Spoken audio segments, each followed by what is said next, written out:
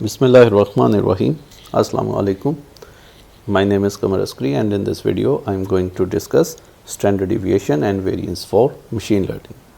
Machine learning algorithms में usually हमें variance या स्टैंडर्ड डिविएशन कंप्यूट करनी पड़ती है अपने डेटा सेट के डिफरेंट फीचर्स के लिए, और इसकी इम्पोर्टेंस क्या है ये हम देखेंगे इस वीडियो में। किस तरह से हम इन्हें कैलकुलेट करते हैं, इनका डिफरेंस क्या है और मशीन लर्निंग के अंदर इनका रोल क्या है, कुछ इस हवाले से इस वीडियो में हम ये बातें कवर करेंगे। सबसे पहले हम बात कर लेते हैं जी स्टैंडर्ड डिविएशन की और वेरिएंस की डेफिनेशन के हवाले से।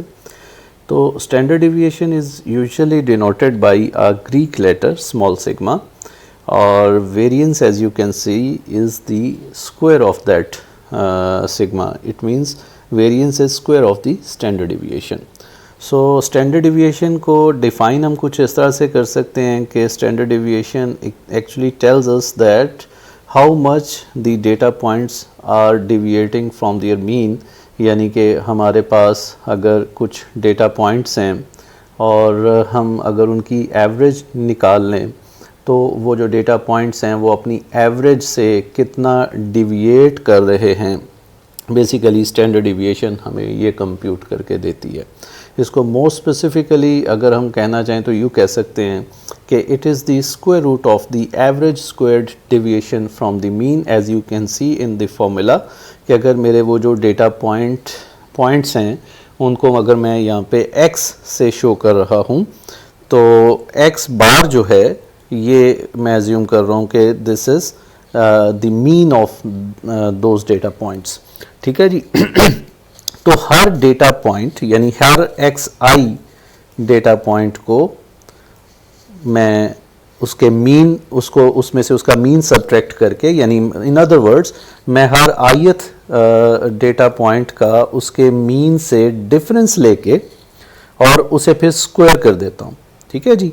और फिर मैं उसे क्या कर रहा हूँ, मैं उसे सम कर रहा हूँ। यानी यहाँ पे आप कह सकते हैं कि जी suppose i is equal to 1 to, अगर मेरे पास टोटल जो डेटा पॉइंट्स की तादाद है वो n है तो i की वैल्यू मैं 1 से n तक यहाँ पे आइट्रेट कर रहा हूँ उसमें, और मैं ये कह रहा हूँ कि जी हर ith ऑब्जर्वेशन का उसके मीन से जो फासला है, जो डिफरेंस है, उसको स्क्वायर करके जमा करते जाएं, और जब टोटल सम आपके पास आ जाए तो उसे आप फिर टोटल नंबर ऑफ जो n जिन्हें मैं कह रहा हूँ total number of data points या जो ऑब्जर्वेशंस हैं उससे आप डिवाइड कर दें, यानी कि मीन ले लें, और फिर उसका स्क्वायर रूट हम यहाँ पे लेंगे तो ये हमारे पास स्टैंडर्ड डिविएशन आ जाएगी। दैट इज़ वाई हम इसे कह रहे थे कि this is the square root of the average squared deviation. यानी कि ये जो पार्ट है यहाँ से लेके यहाँ तक, ये स्क्वायर्ड डिविएशन है हर डेटा पॉइंट की उसके मीन से, और फिर हम उसको सम करके total number of data point से डिवाइड करके एवरेज निकाल लेते हैं, और फिर उसका स्क्वायर रूट हम लेके हम कहते हैं कि this is the standard deviation of those data points. ठीक है जी। अभी हम एग्जांपल के साथ आगे हम देखेंगे कि इसको हम किस तरह से अंडरस्टैंड कर सकते हैं। इसी तरह से अगर हम वेरिएंस की बात करें तो variance it is the average square deviation from the mean. यानी कि सिर्फ इतना सा ही डिफरेंस है कि अगर हम स्क्वायर रूट ना लें जो हम स्टैंडर्ड डिविएशन में ले रहे थे, तो हमारे पास जो बाकी का पोर्शन बचेगा इस फॉर्मूला का उसे हम कहेंगे ये वेरिएंस है। In other words variance is the square of standard deviation. तो ज़ाहिर बात है कि अगर मैं स्टैंडर्ड डिविएशन का यहाँ पे सपोज मैं इसका अगर स्क्वायर लेता हूँ तो हम जानते हैं कि स्क्वायर जो है वो स्क्वायर रूट से कैंसिल हो जाएगा, तो हमारे पास ये फॉर्म रह जाएगी जो बेसिकली क्या है, जो कि एक्चुअली एवरेज स्क्वायर्ड डिविएशन है डेटा पॉइंट्स की उनके मीन से, उनके एवरेज पॉइंट से। ठीक है जी। तो ये तो हो गई डेफिनेशंस और इनके फॉर्मूलाज। अब हम बात कर सकते हैं कि इन्हें कैलकुलेट कैसे करना है एक सिंपल सी एग्जांपल के साथ। तो सबसे पहला जो स्टेप है on the left side you can C the steps, कि आप सबसे पहला काम क्या करते हैं, आप उनका मीन, यानी फ़र्ज़ कर लें कि मेरे पास एक एग्ज़ाम्पल मैं ये ले रहा हूँ कि डिफरेंट पेशेंट्स हैं जी, और उन पेशेंट्स या एक समझ लें कि सपोज़ जो है वो पेशेंट है और उसका डिफरेंट टाइम्स पे ब्लड प्रेशर जो है वो मेजर किया गया है। तो उसमें जो ब्लड प्रेशर आ रहा है, जो रीडिंग्स आ रही हैं डिफरेंट टाइम्स पर जो ली गई हैं, उनको हम कह देते हैं ये हमारी ऑब्जर्वेशंस हैं।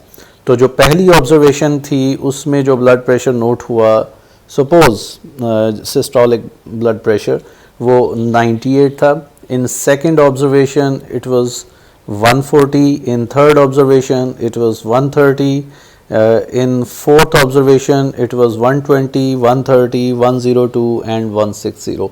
तो ये डिफरेंट तकरीबन 2 and 4, 6, 7 डिफरेंट टाइम्स पर ब्लड प्रेशर को मेजर किया गया। तो ये रीडिंग्स आई, ये वैल्यूज़ हमारे पास आई। तो अब हम निकालना चाह रहे हैं कि स्टैंडर्ड डिविएशन या वेरिएंस क्या है इन रीडिंग्स की, यानी कि अगर हम स्टैंडर्ड डिविएशन की बात करें तो हम ये निकालना चाह रहे हैं कि जी जो ब्लड प्रेशर डिफरेंट टाइम्स पर आ रहा है वो मीन से, एवरेज जो ब्लड प्रेशर बन रहा है उस पेशेंट का, उससे कितना डिविएट कर रहा है, अगर हमें ये निकालना है। या हम आगे अगर वेरिएंस उसकी निकालना चाहते हैं तो बेसिकली हम किस तरह से कर सकते हैं। यहाँ पे हमारे पास 5 स्टेप्स हैं। स्टेप नंबर 1 इज़ कि आप क्या करें कि मीन कैलकुलेट कर लें, एवरेज तो पहले निकालें, फिर हम निकालेंगे कि इससे कितना डिविएट हो रही हैं ये वैल्यूज़। तो एवरेज निकालने के लिए मुझे इन सब वैल्यूज़ को क्या करना है, सम कर देना है। तो जब मैं इनको सम कर दूंगा तो फिर उसे टोटल नंबर ऑफ वैल्यूज़ के साथ जब मैं डिवाइड करूंगा तो मेरे पास एक एवरेज वैल्यू आ जाएगी। तो इस पेशेंट की इन 7 डिफरेंट ऑब्जर्वेशंस की बुनियाद पे जो एवरेज ब्लड प्रेशर वैल्यू आ रही है वो 125.71 है। Next step is according to the formula, अब हमें डिफरेंस निकालना है हर एक ऑब्जर्वेशन का उस एवरेज के साथ। जैसे कि आप स्टेप नंबर 2 देख सकते हैं कि for each data point find the square of its distance to the mean. तो हमने डिफरेंस निकाल के उसका स्क्वायर लेना है। तो अब हमें करना बेसिकली क्या है, अब हर डेटा पॉइंट में से हमें माइनस करना है एवरेज, यानी इस 98 में से भी जब मैं एवरेज जो कि मेरे पास क्या आ रही थी 125.71, जब मैं ये माइनस करूंगा तो ठीक है जी, रफली मेरे पास जो आंसर आएगा वो -28 होगा। मैं उसे जो है वो फ्लोटिंग पॉइंट को जो है वो मैं रिमूव कर रहा हूँ यहाँ पे। फिर इसी तरह से जब मैं 140 में से माइनस करूँगा इसी को जो 125.71 है, तो मेरे पास जो आंसर है वो अप्रॉक्सीमेटली आ जाएगा 14। Similarly for 130 and for 120। तो इन सब के लिए जब जब मैं ये वैल्यूज़ जब ये डिफरेंसेस कंप्यूट करूँगा तो ये वैल्यूज़ मेरे पास आ जाएंगी। ठीक है जी। And in the same step हम क्या करेंगे, इसका स्क्वायर ले लेंगे। स्क्वायर हम इसलिए लेते हैं कि अगर कोई नेगेटिव पॉजिटिव वैल्यूज आ रही हैं तो नेगेटिव पॉजिटिव एक दूसरे को कैंसिल ना कर दें, हमें एक टोटल डिफरेंस चाहिए।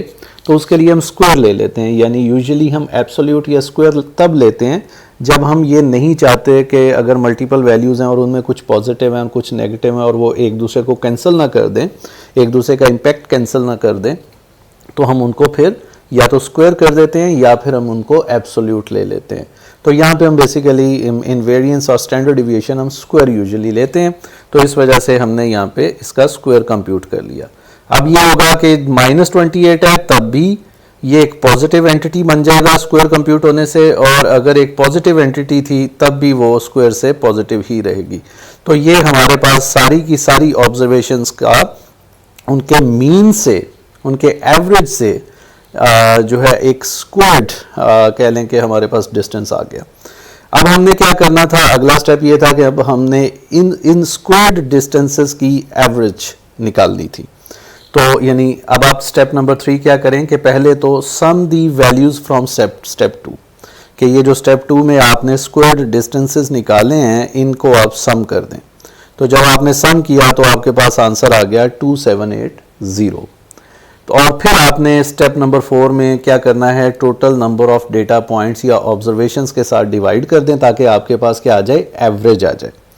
ठीक है जी। तो अब आपने जब इसे total number of data points जो कि इन दिस केस क्या हैं 7 हैं, तो जब आपने इसे 7 से डिवाइड किया तो ये आपको जैसे कि हम प्रीवियसली देख चुके हैं कि ये फॉर्मूला, यहाँ तक जो फॉर्मूला था ये वेरिएंस का फॉर्मूला था, जिसे हम सिग्मा स्क्वायर से डिनोट कर रहे थे।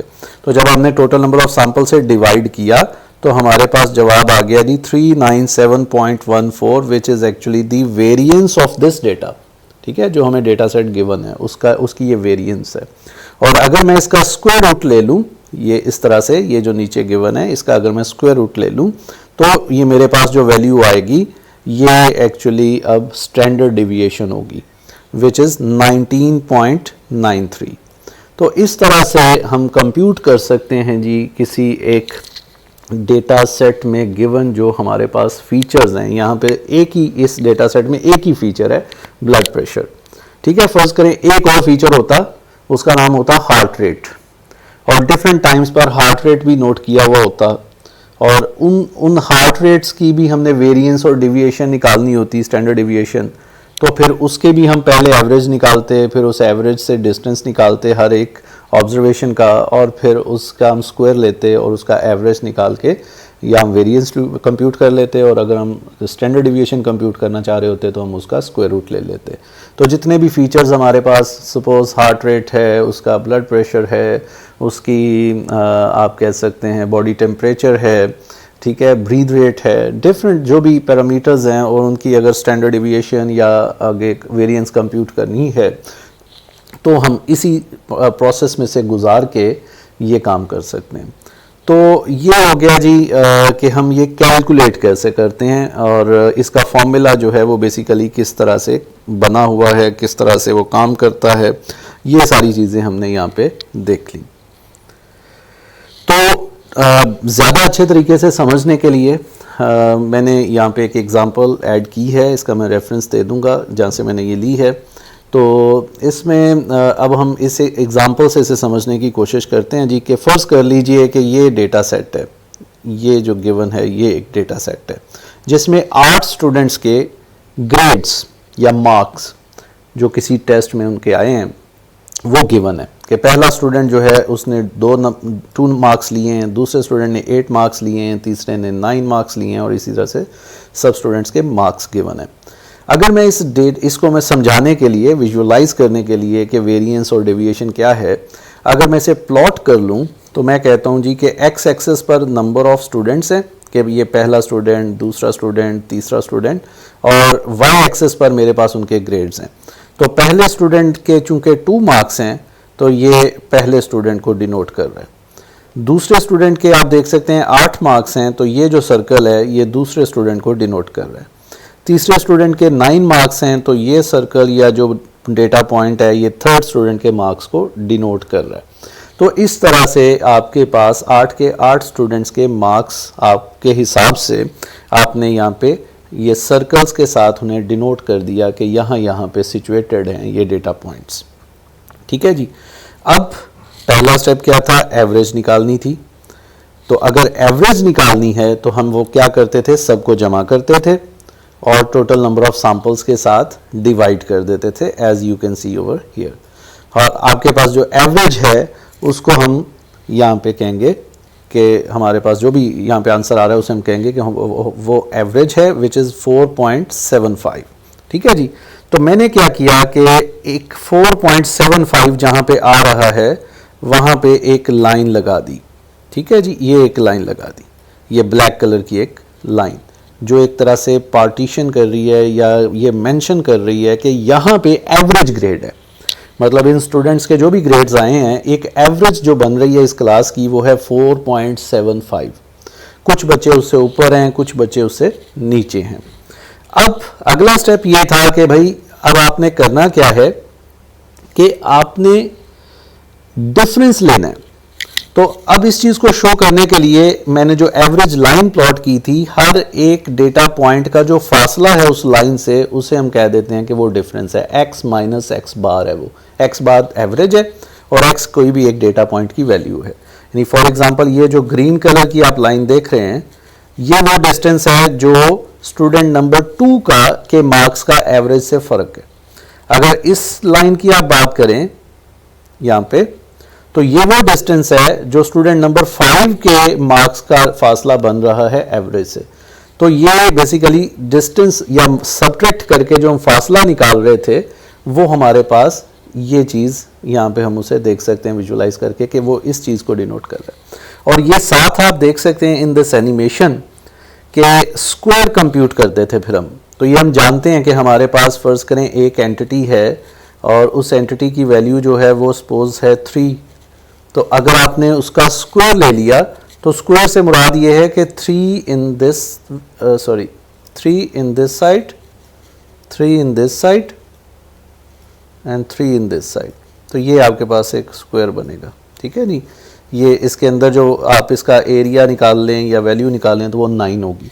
तो ये बेसिकली हर एक डिफरेंस का जब आप स्क्वायर लेंगे तो उस चीज़ को यहाँ पे हाईलाइट कर रही है ये एनिमेशन कि जैसे कि ये जो स्टूडेंट नंबर 2 का जो डिस्टेंस है उसके अगेंस्ट आप ये देख सकते हैं कि ये स्क्वायर यानी इतना एरिया जो भी आएगा या जो वैल्यू आएगी बेसिकली इसको आप सम करेंगे। Similarly for all others. दूसरी तरफ आप इस फॉर्मूला के अंदर भी देख सकते हैं कि क्या डिफरेंस आ रहा है कि जब आप स्क्वायर ले रहे हैं तो क्या हो रहा है कि आप उस डिस्टेंस के स्क्वायर को जमा कर रहे हैं फिर। तो इन अदर वर्ड्स आप ये काम कर रहे हैं कि जब आप कहते हैं कि समेशन एक्स आई माइनस एक्स बार स्क्वायर, तो यानी आप सारे डेटा पॉइंट्स का मीन से डिस्टेंस लेके स्क्वायर लेके उसको जमा करते हैं। तो दूसरे लफ्ज़ों में ये जो बॉक्सेस थे जो आपने कंप्यूट किए हैं, यानी कि ये वाला सारा जो एरिया है जमा ये वाला सारा एरिया, ठीक है जी, जमा ये वाला सारा एरिया जिसे हम स्क्वायर कह रहे हैं, और सिमिलरली ऑल अदर्स। तो आप इन सब को सम कर रहे हैं, ठीक है जी। ये बेसिकली जब आप कर रहे हैं तो ये सबको सम कर रहे हैं। और ये जो टोटल आपके पास सम आया है, अगर इस टोटल सम की एवरेज ले ली जाए यानी कि मीन निकाल लिया जाए, यानी टोटल नंबर ऑफ सैंपल्स के साथ डिवाइड कर दिया जाए, तो जो आपके पास जवाब आएगा वो वेरिएंस होगी उस डेटा की। तो हम कह रहे हैं कि 8.45 पॉइंट स्क्वायर, यानी जो हमारे पास जो जवाब आ रहा है वो बेसिकली 8.45 जो है वो इस डेटा की वेरिएंस है, ठीक है जी। तो ये है बेसिकली हम विजुलाइज करके अगर देखें तो हम वेरिएंस किस चीज़ को कह रहे हैं कि हर डेटा पॉइंट की मीन से जो डिस्टेंस है उनका स्क्वायर्स लेके आपने जमा करके total number of data point से डिवाइड कर दिया, एवरेज ले ली है। तो अब आपके पास आ गया वेरिएंस।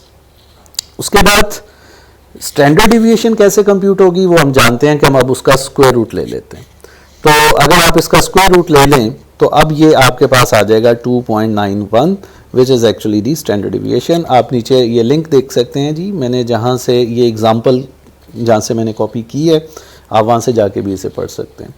तो ये एक्चुअली बड़ी अच्छी एग्जांपल है समझने के लिए कि what is variance and what is standard deviation.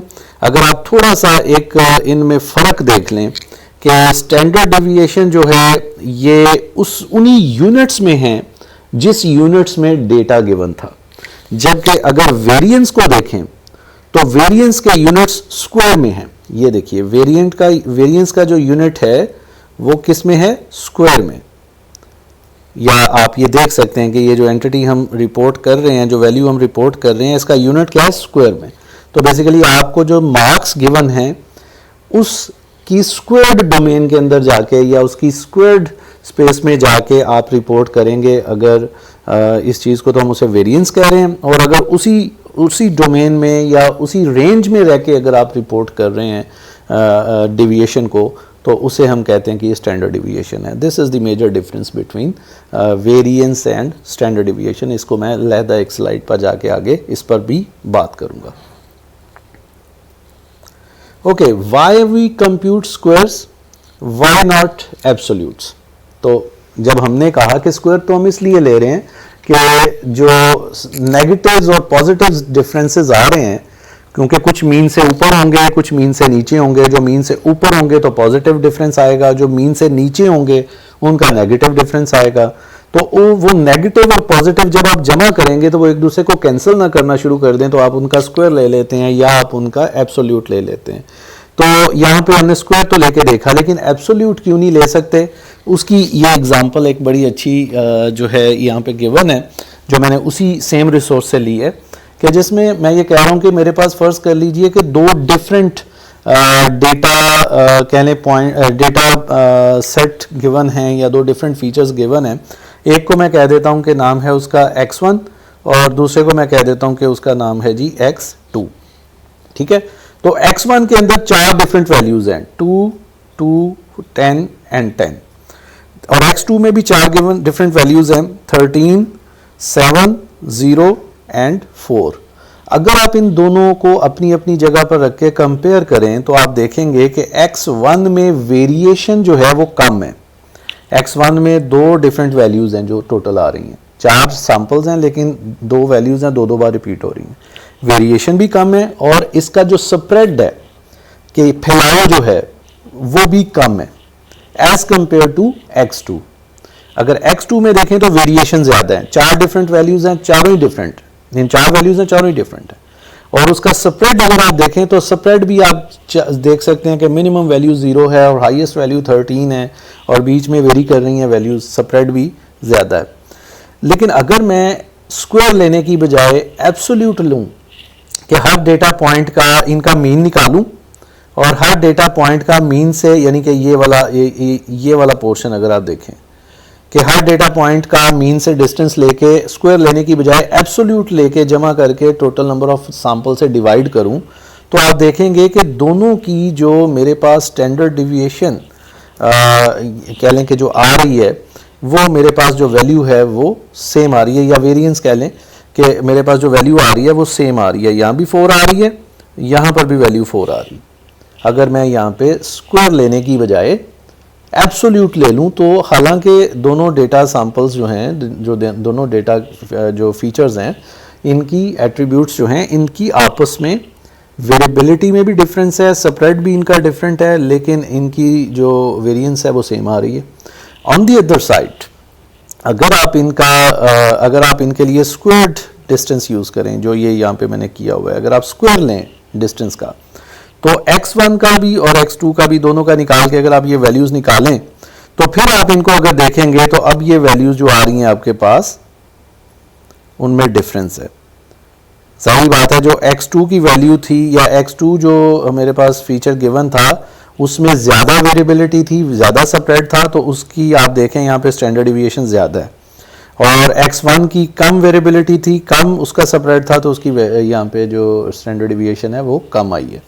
तो लिहाजा हम यहाँ पे ये कह सकते हैं कि स्क्वायर इज मोर रिलायबल कह लें way to compute the standard deviation and variance. तो ये एक सिंपल सी एग्जांपल थी just to know the importance of squares as compare to the absolutes. ठीक है जी, तो इसको एक्सप्लेन करने के लिए, इस कॉन्सेप्ट को, स्टैंडर्ड डिविएशन को अच्छे तरीके से समझने के लिए मेरे पास एक सिमुलेशन है जी, जिसको हम देख सकते हैं यहाँ पे थोड़ा सा, कि मैं एज्यूम कर रहा हूँ कि मेरे पास 5 डेटा पॉइंट्स हैं A, B, C, D और E, और पांचों की जो वैल्यूज़ हैं वो 8 हैं। तो अगर सारे डेटा पॉइंट्स एक ही जगह पर मौजूद हैं तो आप जानते हैं कि उनका मीन भी जो है वही वैल्यू होगी, और उस वजह से जो डिफरेंस है उन डेटा पॉइंट्स का मीन से वो 0 हो जाएगा। तो जब 0 होगा तो स्टैंडर्ड डिविएशन भी हमारे पास यहाँ पे 0 ही आएगी। और मैं इन 5 डेटा पॉइंट्स को थोड़ा सा चेंज करके देखता हूँ, मतलब लेट्स से कि मैं इस A में 8 की बजाय 9 स्टोर करता हूँ। जैसे ही मैंने 9 स्टोर किया तो आप देखें कि 4 डेटा पॉइंट्स 8 पर ही रह गए। ब्लू कलर में मैं जो शो कर रहा हूँ सर्कल, वो बेसिकली डेटा पॉइंट्स को शो कर रहा हूँ।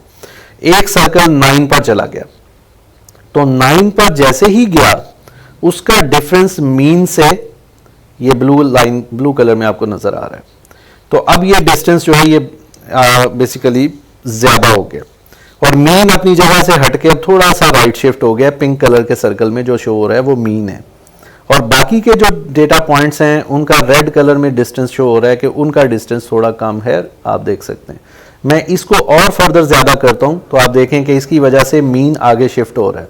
और ज्यादा बढ़ाता हूं, सिर्फ एक डेटा पॉइंट में चेंज कर रहा हूं, बाकियों को उधर ही फिक्स रखा हुआ है, तो ये डेटा पॉइंट आउटलायर बनता जा रहा है, बाकियों से दूर होता जा रहा है। इस आउटलायर की वजह से मीन भी चेंज हो रहा है, और साथ ही साथ स्टैंडर्ड डिविएशन आप देखें बढ़ती जा रही है, 1.6 पे पहुंच चुकी है। अगर मैं और ज्यादा इसे इंक्रीज करता हूं तो अब स्टैंडर्ड डिविएशन 2 पे जा चुकी है, और मीन भी अपनी जगह बदलता जा रहा है। और दो के बाकी डेटा पॉइंट्स का मीन से फासला कम है, वो मीन के ज़्यादा करीब है क्योंकि उनकी तरफ से ज़्यादा फोर्स लग रही है मीन को अपनी तरफ खींचने में, जबकि इस आउटलायर की वजह से भी मीन खिंचा जा रहा है उस तरफ, तो इसका भी ऑल्दो कि इसका डिस्टेंस ज़्यादा है लेकिन इसकी वजह से कुछ ना कुछ मीन ज़रूर उस तरफ शिफ्ट हो रहा है। फर्दर अगर मैं यहाँ पे 14 करता हूँ तो आप देख सकते हैं, अगर मैं एक और पॉइंट इस तरफ मूव करना शुरू कर दूँ, सपोज सी पॉइंट को भी मैं इधर मूव करना शुरू कर दूँ, फिर आप देखें इधर चेंज क्या आ रही है, ये आप देखें, ये आप देख सकते हैं। ठीक है जी, अब ये सी पॉइंट मूव हो रहा है, सी पॉइंट को भी मैं उधर ले जाता हूं, तो अब आप देखें कि 3.8 पर मौजूद हैं, 14 पर चले गए हैं, तो मीन कहां शिफ्ट हो चुका है। अब एक और पॉइंट अगर मैं इधर ही मूव करता हूं, सपोज बी को मैं मूव करता हूं, तो ये आप देखिए, तो अब आप देख सकते हैं कि मीन अब ज्यादा इस तरफ शिफ्ट होना शुरू हो जाएगा क्योंकि अब ज्यादा आपने पॉइंट्स इधर ले गए हैं, और उसी वजह से वेरिएंस जो है वो, सॉरी, जो स्टैंडर्ड डिविएशन है वो आप देख सकते हैं कि standard deviation is still increasing. ठीक है जी। अच्छा, अब ये डिक्रीज होना शुरू हो गई है। क्यों डिक्रीज होना शुरू हो गई है? क्योंकि अब आप के ज्यादा पॉइंट्स फिर इकट्ठा होना शुरू हो गए हैं एक जगह पे, अब आपका मीन शिफ्ट होना शुरू हो गया टुवर्ड्स 14। तो अगर मैं सारे डेटा पॉइंट्स इस तरह से 14 पर ले जाऊंगा तो अब मीन भी 14 पर शिफ्ट हो जाएगा और स्टैंडर्ड डिविएशन आप साथ देखें कि आहिस्ता आहिस्ता जीरो को अप्रोच कर जाएगी। तो ये एक बड़ी अच्छी सिमुलेशन है, इसमें आप डिफरेंट वैल्यूज़ को चेंज करके उनका इम्पैक्ट देख सकते हैं। आप देखें जैसे कि मैंने एक डेटा पॉइंट को कितना चेंज कर दिया, उसे -2 पर ले गया हूँ, तो उस एक आउटलायर की वजह से मीन कहाँ शिफ्ट हो गया और स्टैंडर्ड डिविएशन की वैल्यू 0 से बढ़ के कहाँ चली गई है। तो this is a very good simulation to understand the concept of standard deviation. तो इस तरीके से हम देख सकते हैं कि मल्टीपल डेटा पॉइंट्स हैं, जब वो एक ही जगह पे हैं स्टैंडर्ड डिविएशन 0 पर है, अगर वो थोड़ी फासले पर हैं बट एक जगह पे नहीं है लेकिन कम फासले पर हैं तो स्टैंडर्ड डिविएशन कम है। बट जैसे जैसे वो एक दूसरे से बहुत दूर मूव करते जाते हैं स्टैंडर्ड डिविएशन बहुत तेज़ी से बढ़ती चली जाती है। फॉर एग्जांपल ये -2 पर है, एक 14 पर है, एक को मैं यहाँ से और क्या करता हूँ कि इस तरीके से -3 पर ले जाता हूँ। ठीक है, तो स्टैंडर्ड डिविएशन देखें कि अब काफ़ी ज़्यादा हो चुकी है।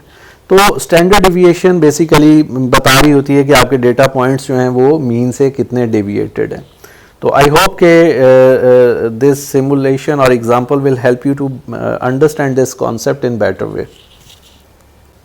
बेजल्स करेक्शन क्या है? बेजल्स करेक्शन एक्चुअली एक समझ लें कि एक माइनर सी चेंज है इन दिस फॉर्मूला, जो कि लेटर ऑन प्रपोज की गई कि अगर आप फर्ज करें कि जो डेटा सेट आपके पास गिवन है, अगर वो एक फुल पूरी की पूरी पॉपुलेशन है, यानी मैं मिसाल दूंगा यहाँ पे कि अगर तो फर्ज करें मेरे पास एक क्लास में 100 बच्चे हैं और उन 100 बच्चों के ही ग्रेड्स गिवन है और उनके ऊपर आपने स्टैंडर्ड डिविएशन या वेरिएंस कंप्यूट करनी है, फिर तो वही स्टैंडर्ड फार्मूलाज जो हमने पीछे देखे थे हम उन्हें यूज़ कर सकते हैं। लेकिन अगर मेरे पास टोटल 100 स्टूडेंट्स में से कुछ के कह लें कि 20 के या 30 के या 40 स्टूडेंट्स का डेटा गिवन है और मुझे उन 20, 30 या 40 स्टूडेंट्स की स्टैंडर्ड डिविएशन या जो वेरिएंस है उसको कंप्यूट करना है, यानी उनको यूज़ करते हुए ये स्टैंडर्ड डिविएशन और वेरिएंस कंप्यूट करनी है, जबकि मैं ये चाह रहा हूँ कि वो वेरिएंस जो है या जो स्टैंडर्ड डिविएशन है वो होल पॉपुलेशन की, यानी सारे के सारे उस क्लास में जितने स्टूडेंट्स हैं उनकी वेरिएंस को या स्टैंडर्ड डिविएशन को वो रिफ्लेक्ट हो मुझे। तो उसके लिए फिर हम फॉर्मूला में थोड़ी सी चेंज करते हैं कि जो डिनोमिनेटर है वहाँ हम टोटल नंबर ऑफ सैम्पल से डिवाइड करने की बजाय, यानी n से डिवाइड करने की बजाय n-1 से डिवाइड कर देते हैं। This is the only difference between a standard formula to compute the standard deviation or variance for the whole population and a formula to compute the standard deviation or variance based on some given samples from the whole population, जैसे हम सब population भी कह सकते हैं। तो ये आप देख सकते हैं जी बेजल्स करेक्शन थी और इसमें देखा गया कि यस ये ज़्यादा बेटर कह लें कि अप्रॉक्सीमेट करती हैं, ये फार्मूला ज़्यादा बेटर वे में अप्रॉक्सीमेट करता है ओरिजिनल वेरिएंस को या स्टैंडर्ड डिविएशन को पूरी पॉपुलेशन की। अगर आपके पास पूरी पॉपुलेशन गिवन नहीं है, उसमें से कुछ सैम्पल्स गिवन है, तो फिर ज़्यादा बेहतर है कि हम n की बजाय n-1 के साथ उसे डिवाइड करें। Okay, standard deviation and variance in machine learning, तो बहुत सारी जगह हैं जी। आप डायमेंशनैलिटी रिडक्शन, एनोमली डिटेक्शन, इस तरह की कई मशीन लर्निंग एरियाज़ हैं जहाँ पे हमें वेरिएंस कंप्यूट करनी पड़ती है। और variance is used to estimate the variability of data. आप ये जानना चाहते हैं कि आपके डेटा में कितनी वेरिएशन है, इतना इसका कितना स्प्रेड है, और उसकी बुनियाद पर फिर आप आगे कुछ ऑपरेशंस परफॉर्म करते हैं in different machine learning techniques. तो इस वजह से कई मशीन लर्निंग एल्गोरिदम्स में हमें फिर वेरिएंस पहले कंप्यूट करनी पड़ती है। स्टैंडर्ड डिविएशन की भी हमें ज़रूरत पड़ती है। इसकी एक बड़ी अच्छी एग्जांपल ये है कि फ़र्ज़ करें आपने अपने एल्गोरिदम को रन किया और 10 टाइम्स आपने एल्गोरिदम रन किया, तो 10 टाइम्स रन करने पर डिफरेंट रिजल्ट्स अगर आपको मिले तो आप ये रिपोर्ट करना चाह रहे हैं कि कितने कंसिस्टेंट थे वो रिजल्ट्स, उनमें कितनी वेरिएशन थी। इस बात को अगर आपने रिपोर्ट करना है तो उसके लिए फिर आप साथ स्टैंडर्ड डिविएशन को यूज़ कर रहे होते हैं, स्टैंडर्ड डिविएशन कंप्यूट करके रिपोर्ट कर रहे होते हैं। तो लिहाजा स्टैंडर्ड डिविएशन एंड वेरिएंस जो है ये मशीन लर्निंग के अंदर काफ़ी एक इम्पॉर्टेंट कह लें रोल प्ले करते हैं, और काफ़ी डिफरेंट टेक्निक्स के अंदर हमें इन्हें कंप्यूट करना पड़ता है। ओके, एक आखिरी छोटी सी बात कि what is actually the difference between standard deviation और वेरिएंस। जस्ट जो हम देख चुके हैं कि variance is square of standard deviation, तो मैं पहले भी ये बात कर चुका हूँ कि the variance is no longer in the same unit of measurement as the original data.